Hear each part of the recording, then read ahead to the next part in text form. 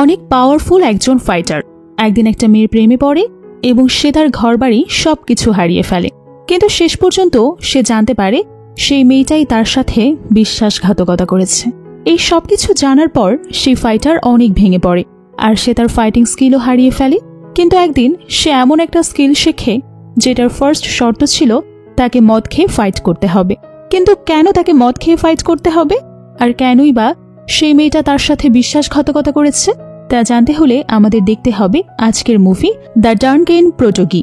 তো চলুন দেরি না করে শুরু করা যাক। মুভির শুরুতে আমাদেরকে চীনের একটা ছোট্ট শহর দেখানো হয়। এই শহরের নাম চাঙ্গাল। এখানে থাকা পরিবারগুলোর মধ্যে একটা পরিবার হচ্ছে কোয়েন পরিবার। কোয়েন ফ্যামিলি অনেক রিচ একটা ফ্যামিলি। এই ফ্যামিলির ওয়ারিশ লিনের মুভির হিরো। সব লোকেরা তাকে একটা উঁচু চেয়ারে বসিয়ে মঞ্চের দিকে নিয়ে যাচ্ছে। এখানে ছোট বাচ্চা থেকে শুরু করে বয়স্করা পর্যন্ত তার প্রশংসায় পঞ্চমুখ ছিল। চেয়ার থেকে নেমে সে একটা লাফ দিয়ে স্টেজে উঠে পড়ে। শহরের মেয়েরা তাকে অনেক পছন্দ করত কারণ সে অনেক পাওয়ারফুল ফাইটার। শহরের প্রত্যেকটা ফাইটিং ম্যাচে সেই চ্যাম্পিয়ন হয়। এখানে আমাদেরকে লিনের বাড়িতে যে লোকটা কাজ করে তাকে দেখানো হয়। এই লোকের নাম সার্কিট। তবে সার্কিট লিনের ঘরে কাজ করলেও লিন তাকে নিজের সবচেয়ে কাছের বন্ধু হিসেবে গণ্য করে। এদিকে লিন বলে, আজকে আমার সাথে কে ফাইট করবে? তখন প্যারি নামের একটা লোক লিনের চ্যালেঞ্জ অ্যাকসেপ্ট করে নেয়। সে লিনের সাথে ফাইট করতে শুরু করে। লিন তাকে আচ্ছা মতো মারতে শুরু করে। প্যারির একটা ঘুষিও লিনের শরীরে লাগে না কারণ লিন বানরের মতো হাওয়ায় লাফ দিচ্ছিল। এই শহরে যেই লিনের সাথে ফাইট করে সে এরকম ধোলাই খেয়ে হার মেনে নেয়, যার কারণে প্রতি ম্যাচের শেষে লিনকে একটা কাপ দেওয়া হয়। আজও তাকে একটা কাপ দেওয়া হয়েছে। লিন সেটাকে ঘরে নিয়ে আসে।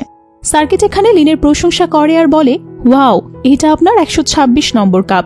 তখনই সেখানে লিনের বাবা শন এসে পড়ে আর তাকে জিজ্ঞেস করে, আজকে তোমার সাথে কে ফাইট করেছে?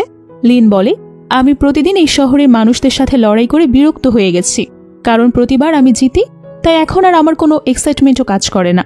তাই আমি এখন সাংহাই গিয়ে ফাইট করতে চাই। এখানে আমি আমার স্কিল দেখাতে চাই।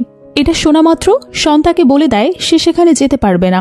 লিন বলে, বাবা, আমি সেখানকার ফেমাস জাপানি ফাইটারদের সাথে ফাইট করতে চাই।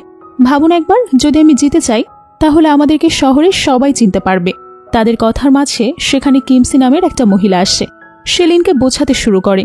কিমসি লিনকে বলে, তোমার বাবার কথা শোনো, তিনি তোমার ভালোর জন্যই বলছে। লিন কিমসিকে বলে, আমাকে এসব কথা বলার আপনি কে? আপনি তো একটা বার চালান। সেখানে গিয়ে আপনার বিজনেস হ্যান্ডেল না করে এখানে আমার বাবার সাথে কি করছেন?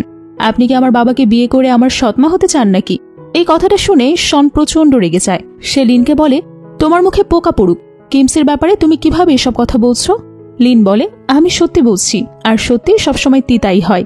এরপর সেদিন রাতেই শন সার্কিটের সাথে বসে বসে কিছু নোট চেক করছিল। সেগুলো দেখার পর শন বলে, সার্কিট, এত টাকা তুমি কোথায় খরচ করেছ? সার্কিট বলে, ফাইটিং এর মধ্যে আপনার ছেলে যতগুলো মানুষকে আহত করেছে তাদের চিকিৎসার জন্যই টাকাগুলো খরচ করেছি, কারণ তাদের খরচ তো আমাদেরকেই বহন করতে হবে। আর আপনার ছেলের যে এক্সট্রা খরচ আছে সেটার জন্য কিছু টাকা শেষ হয়েছে। শন বলে, ঠিক আছে, এত জোরে কথা বলো না, আস্তে বলো, আর এই সবকিছুর ব্যাপারে লিনকে কিছু বলো না। এরপর সিন পরের দিন সকালে শিফট হয়। লিন বারের মধ্যে যে 3টা জায়গায় গ্র্যাবলিং করে জিতে যায়। এরপর সে বার থেকে বের হয়ে আসে। সে সেখান থেকে বের হতেই সার্কিট তাকে বলে, পাশের ক্লাবে অনেকগুলো সুন্দর সুন্দর মেয়ে এসেছে, চলুন আমরাও সেখানে গিয়ে কিছুক্ষণ মজা করে আসি। লিন বলে, চুপ করো, আমি ওই টাইপের ছেলে না, আমি একটা ভদ্র ছেলে। তখন একটা ভিখারি এসে তাদের কাছে টাকা চাইতে শুরু করে। তখন সার্কিট তাকে তাড়িয়ে দিতে শুরু করে, কিন্তু লিন দানশীল ব্যক্তির মতো সার্কিট থেকে টাকা নিয়ে সেই ভিখারিকে দিয়ে দেয়। এইবার লিন সার্কিটকে বলে, এখন আমার ক্লাবে যেতে ইচ্ছে করছে।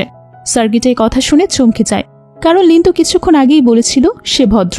তাই সার্কিট বুঝতে পারে না হঠাৎ করে লিনের কি হয়েছে। লিন বলে, কি আর করব, চলো আমরা তাড়াতাড়ি সেখানে যাই। এটা বলে সে সার্কিটকে নিয়ে সে ক্লাবে চলে যায়। ক্লাবের মধ্যে একটা মেয়ে অনেক সুন্দর করে গান গাচ্ছে। লিন তার কাছে যায়।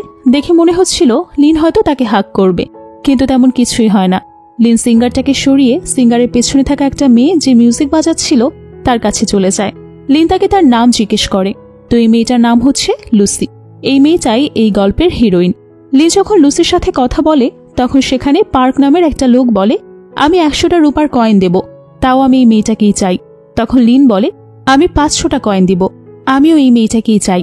এই কথাটা শুনে রেগে গিয়ে পার্ক তার লোকদেরকে নিয়ে স্টেজের উপরে চলে আসে। পার্ক লিনকে বলে, তুমি জানো আমি কে? লিন বলে, আমার মনে হচ্ছে তুমি নিজেই জানো না তুমি কে। যদি তুমি না জেনে থাকো তাহলে তোমার প্যারেন্টসকে গিয়ে জিজ্ঞেস করো। আমাকে কেন জিজ্ঞেস করছো? এ কথা শুনে পার্ক আরও রেগে গিয়ে তার লোকদেরকে লিনের সাথে ফাইট করতে পাঠিয়ে দেয়। আর লিন তো অনেক পাওয়ারফুল ফাইটার, এটা তো আমরা মুভির শুরুতেই দেখেছি। এখানে লিন পার্কের লোকদেরকে আচ্ছা মতো পেটাতে শুরু করে। এইবার পার্ক লিনের সাথে ফাইট করতে চায়, কিন্তু তখনই ক্লাবের ওনার দুজনকে শান্ত করে ক্লাবের বাইরে পাঠিয়ে দেয়। ক্লাবের ওনার তাদের দুজনকে বলে, তোমরা দুজন যদি এখানে ফাইট করো তাহলে আমার বিজনেস বন্ধ হয়ে যাবে। কিন্তু লিন এখনও টাকা নিয়ে লুসিকে নিয়ে যেতে চাচ্ছিল। তখন লুসি বলে, আমি বাজে জায়গায় কাজ করছি, তার মানে এই না যে আমি খারাপ কিছু করব। আমি কারো কাছে বিক্রি হচ্ছি না। এটা বলে লুসি সেখান থেকে চলে যায়। এই কথাটার কারণে লিনের কাছে লুসিকে আরও ভালো লাগে, আর সে তাকে পছন্দ করতে শুরু করে। এদিকে ক্লাবের ওনার লুসিকে বলে, লিন তাকে 500 স্বর্ণ মুদ্রা দেবে যদি তুমি সারা বছরও এই ক্লাবে কাজ করো, তাহলেও তুমি এত টাকা পাবে না। এজন্য তুমি বুঝে শুনে ডিসিশন নাও। এদিকে লিন তো ক্লাবের মধ্যে বসে লুসির জন্য অপেক্ষা করছে। লিন সার্কিটকে বলে, যতক্ষণ লুসি আসছে না ততক্ষণ আমি এখান থেকে যাব না। এরই মধ্যে যতগুলো কাস্টমার লুসির রুমের দরজা খোলার চেষ্টা করছিল, লিন তাদেরকে মারার জন্য তার লোকদেরকে নিয়ে সেখানে অপেক্ষা করে। লুসি তারপরও রুম থেকে বের হয় না। এভাবে সারা রাত কেটে যায়। সকাল পর্যন্ত লিন সেখানেই বসে থাকে, কিন্তু লুসি এতক্ষণেও না আসায় সার্কিট আর অন্যান্য লোকেরা সেখান থেকে চলে যায়। কিন্তু লিন তখনও সেখানেই বসেছিল। তখনই হঠাৎ করে বৃষ্টি শুরু হয়, আর তখন কেউ তার জন্য এসে ছাতা ধরে। লিন বলে, আমি জানি সার্কিট, এটা তুমি তাড়াতাড়ি ছাতা নিয়ে এখান থেকে চলে যাও, নয়তো আমার থেকে খারাপ আর কেউ হবে না। লিন এই কথাগুলো বলার পরেও কোনো উত্তর পায় না। তখন লিন পেছনে ঘুরে দেখে লুসি তার জন্য ছাতা নিয়ে দাঁড়িয়ে আছে। লুসি তাকে তার রুমের মধ্যে নিয়ে গিয়ে বলে, আসলে তুমি চাওটা কি? তুমি কোয়েন পরিবার থেকে বিলং করো না। এভাবে মেয়েদেরকে কেনার জন্য অফার না করা অনেক বেশি পাপ। তুমি কি নিজের পরিবারের নামে কলঙ্ক লাগাতে চাও? লিন বলে, থামো থামো, তুমি তাড়াহুড়ায় সব ভুলভাল বলছো। আমি এর আগে কখনো কোনো ক্লাবে যাইনি, আর আমি কোনো মেয়েকেও খারাপ নজরে দেখি না। লুসি বলে, যদি তুমি কোনো ক্লাবে না যেয়ে থাকো তাহলে তুমি আমার জন্য কেন এসব করছো? লিন বলে, কারণ আমার তোমাকে অনেক পছন্দ হয়েছে। লুসি বলে, ঠিক আছে, আমি বুঝে গিয়েছি তোমার কি প্রয়োজন। এ কথা বলে লুসি তার ড্রেস খুলতে শুরু করে। লিন তখন তাকে সেটা পরিয়ে সেখান থেকে চলে যায়। এর পরের দিন লিন শনকে বলে, বাবা, ক্লাবের মধ্যে লুসি নামের একটা মেয়ে আছে, আমি তাকে বিয়ে করতে চাই। শন বলে, সেটা শুধু নামেরই ক্লাব, ওখানে মেয়েরা কি সব কাজ করে তা তুমি জানো না। আমি জানি তারা কি করে, আর তুমি এমন একটা মেয়েকে বিয়ে করতে চাও যে সব খারাপ কাজ করে। লিন বলে, যে জায়গাটা খারাপ, কিন্তু লুসি অনেক ভালো মেয়ে।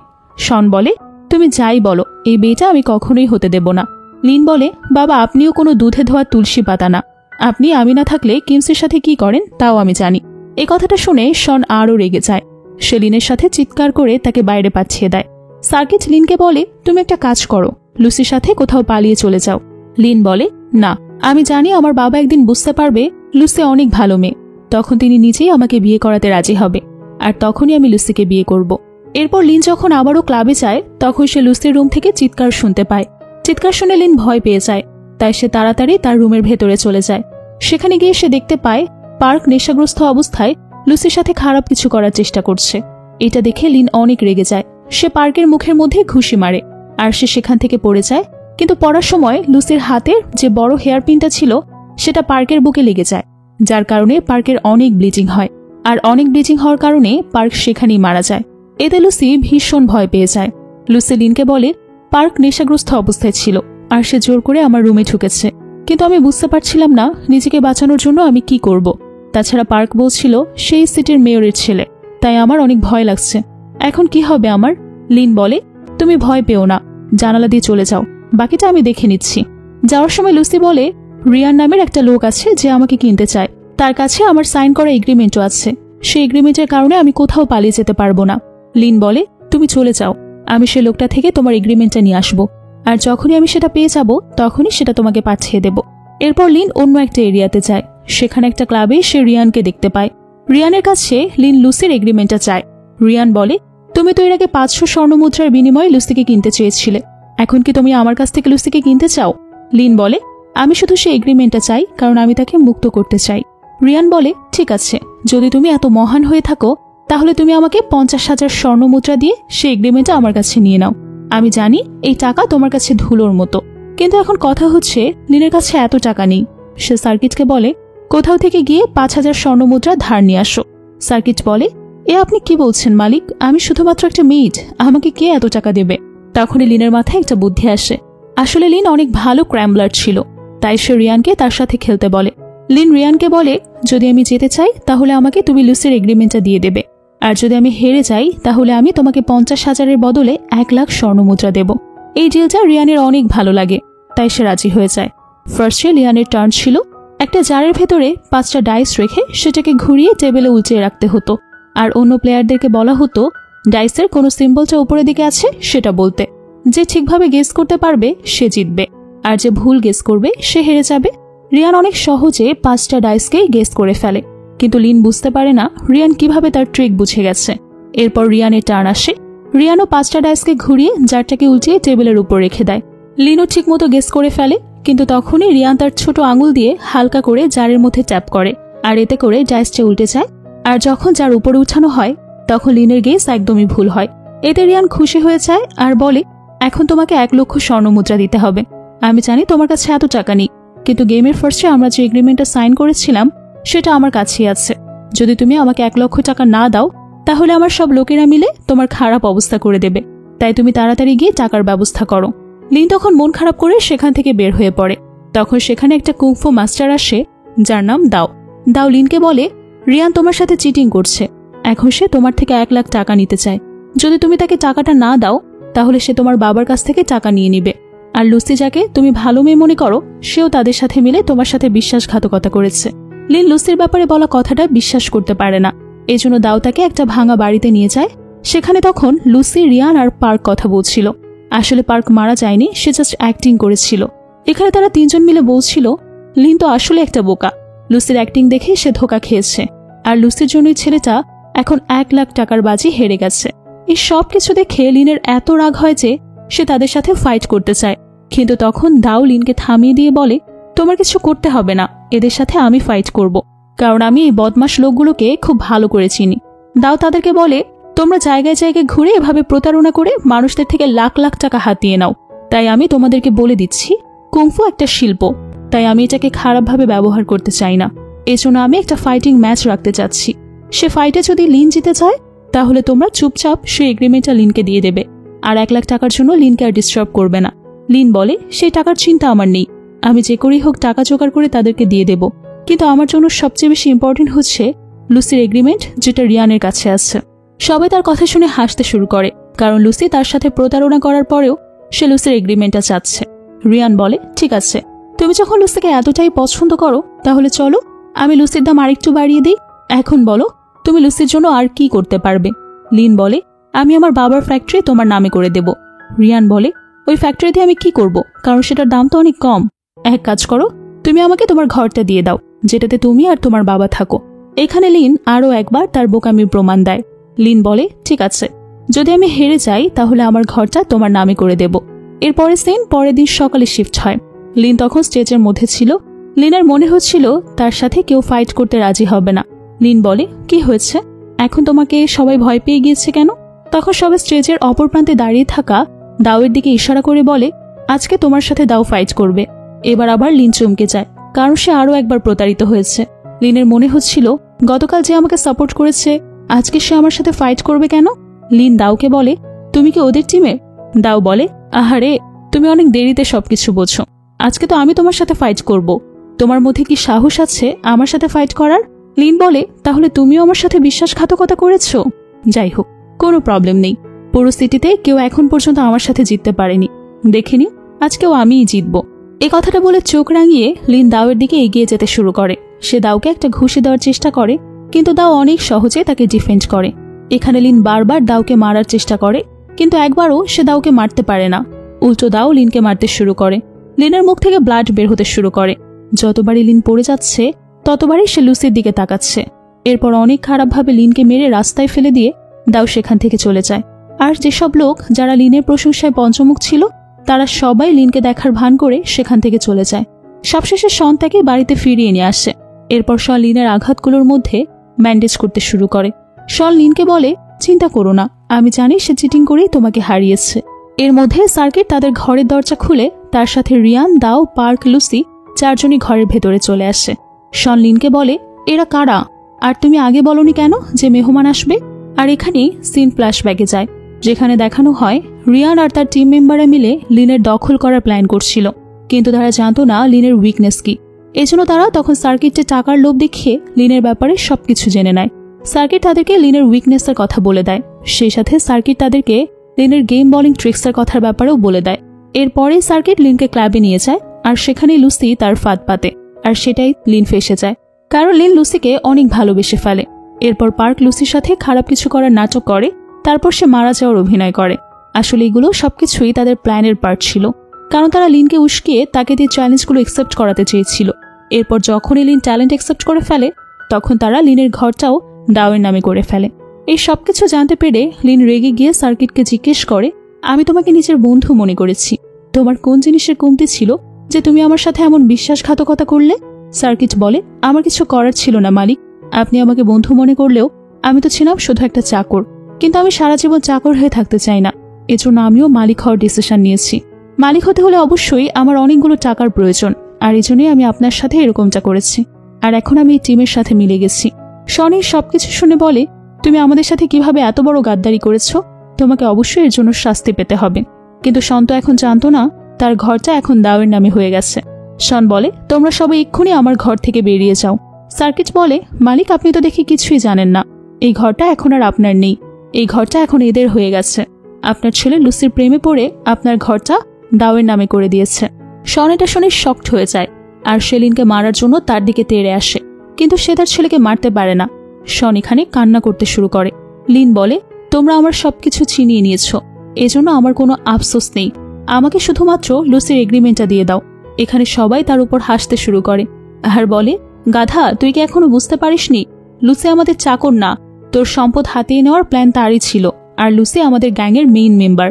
একথা শুনে লিন ভীষণ কষ্ট পায়।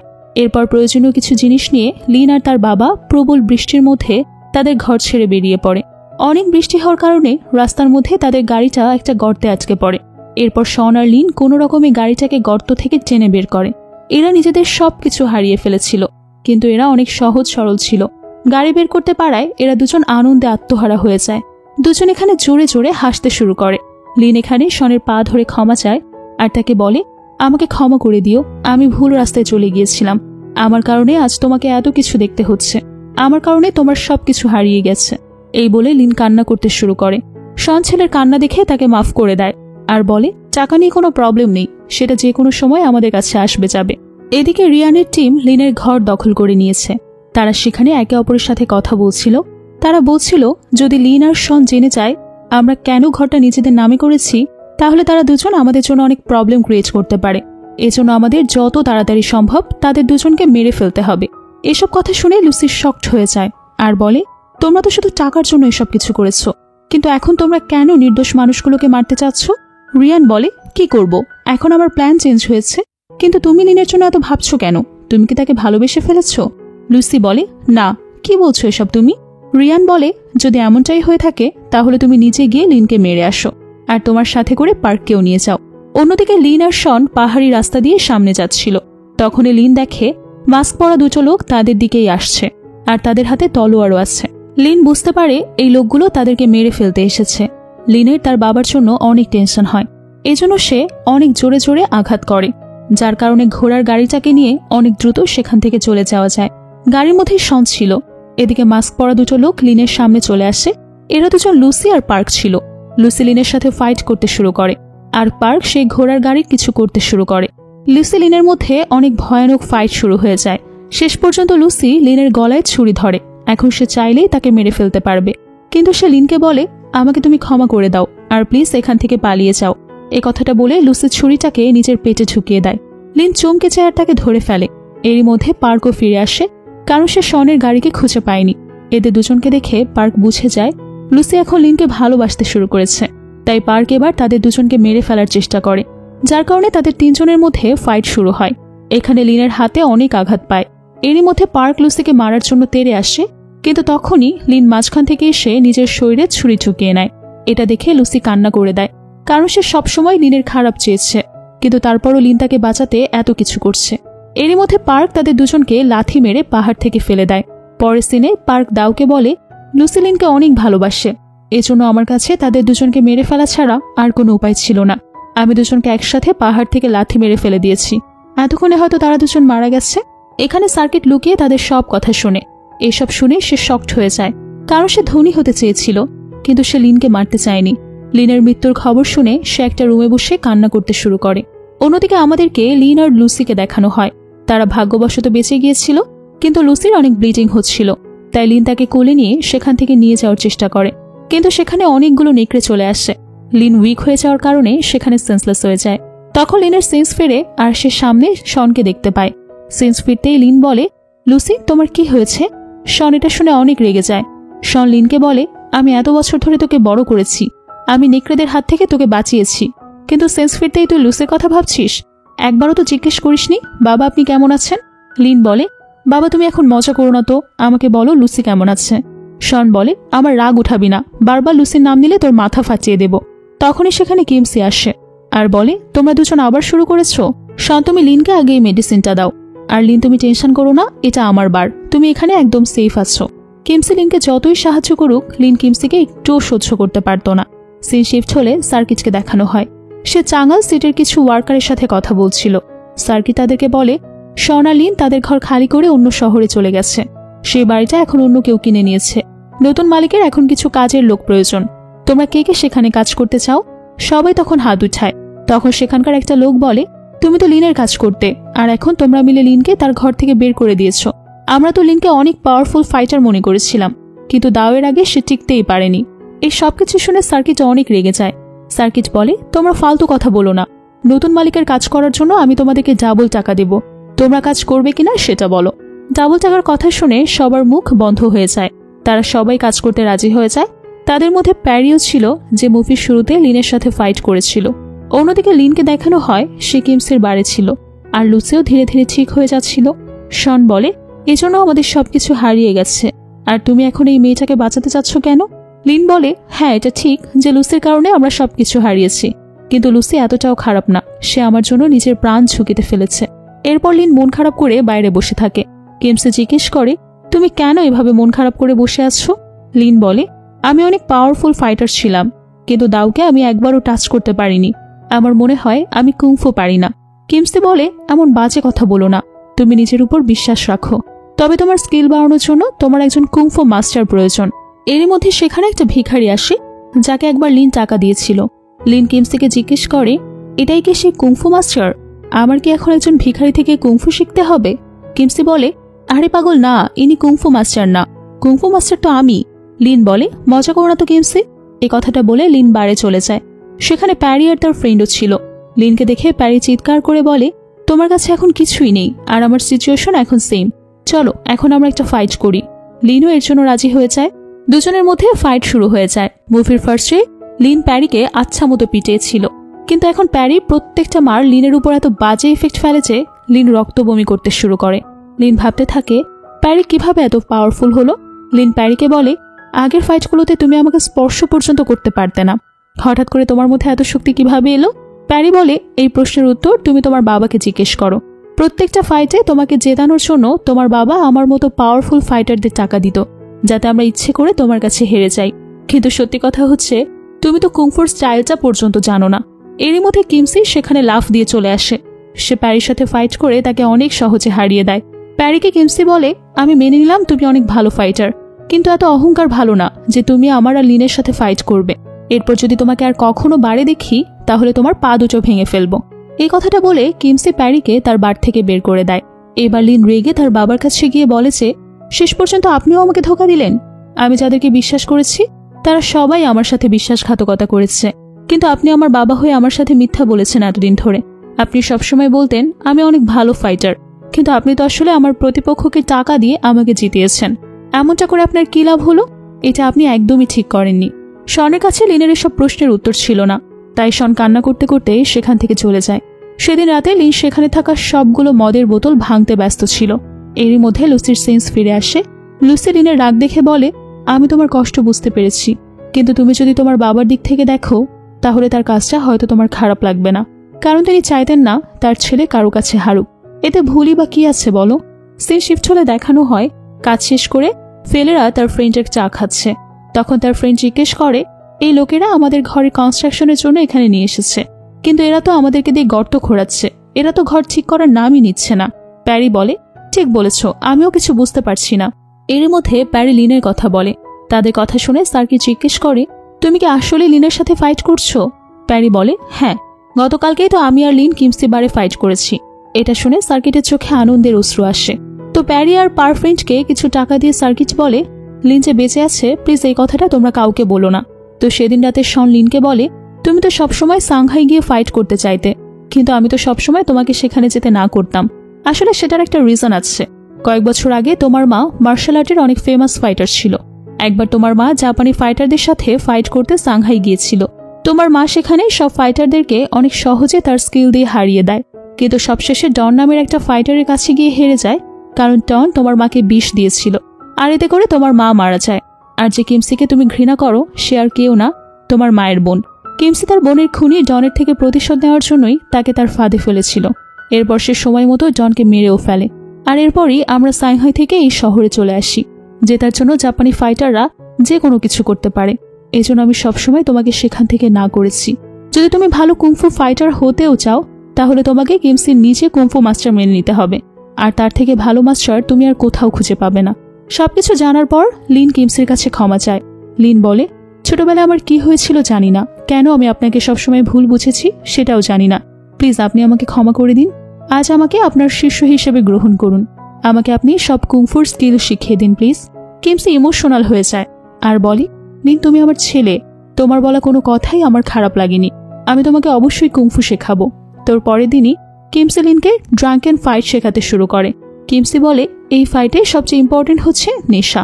এজন্য কিমসি লিনকে অনেকগুলো মদ পান করায়। এতে লিন সেন্সলেস হয়ে যায়, কারণ লিন ফার্স্ট টাইম এত ড্রিঙ্কস করছে। কিন্তু ধীরে ধীরে তার অভ্যাস হয়ে যায়। লিন খাবারের মধ্যে মদ, পানির মধ্যে মদ, সবকিছুর মধ্যে মদ খেতে শুরু করে। প্রথম দিকে সে উঠে দাঁড়াতে পর্যন্ত পারত না, কিন্তু সময়ের সাথে সাথে তার ড্রাঙ্কেন ফাইটিং স্কিলটা স্ট্রং হয়ে যায়। আর এর মধ্যে লিন আর লুসির মধ্যে প্রেম হয়ে যায়। এদিকে লিনের ঘরে থাকা রিয়ান দাউকে বলে, আমরা অনেকদিন ধরে এই ঘরের মধ্যে গর্ত খুঁড়ে চলেছি। আপনার কি মনে হয় সেই গুপ্তধন এখানে আছে? দাও বলে, অনেক বছর আগে এই শহরে বন্যা হয়েছিল। মানুষদেরকে সাহায্য করার জন্য যে টাকা জোগাড় করা হয়েছিল, সেগুলো একটা মন্ত্রী একটা গর্তের মধ্যে রেখে দিয়েছিল। সেসব সম্পদের মূল্য কয়েক কোটি টাকা হবে। এজন্য সেই মন্ত্রীটার অনেক টেনশন হয়, কারণ তার মনে হয় এই সম্পদের ব্যাপারে যদি কেউ একবার জানতে পারে, তাহলে তার জন্য অনেক প্রবলেম হবে। এজন্য সে অনেকগুলো স্বর্ণ কিনে নিজের ঘরে রেখে দেয়। কিন্তু সে কখনো ভাবেনি একদিন তার ঘরও মাটির নিচে চাপা পড়বে। অনেক বছর ধরে সেই ঘরটা আর তার আশেপাশের জায়গা মাটির নিচে চাপা পড়ে যায়। এরই মধ্যে সে জায়গার মধ্যে লিনের ঘরটা বানানো হয়। আর 10 বছর আগে লিনের বাবা এই বাড়িটা কিনেছে। এজন্য আমার পুরো বিশ্বাস সব স্বর্ণ এই ঘরটার মাটির নিচেই আছে। এখানে আমরা জানতে পারি এরা শুধুমাত্র 1 লক্ষ স্বর্ণ মুদ্রার লোভ দেখিয়ে লুসিকে ব্যবহার করে এত কিছু প্ল্যান করেছে। তাদের সব কথা স্যার শুনে ফেলে। তাছাড়া এই লোকেরা যেসব কনস্ট্রাকশন ওয়ার্কার দেখে এখানে সুড়ঙ্গ খোঁজার কাজ দিয়েছিল, তারা অনেকদিন ধরে গর্ত খুঁড়তে খুঁড়তে বিরক্ত হয়ে যায়।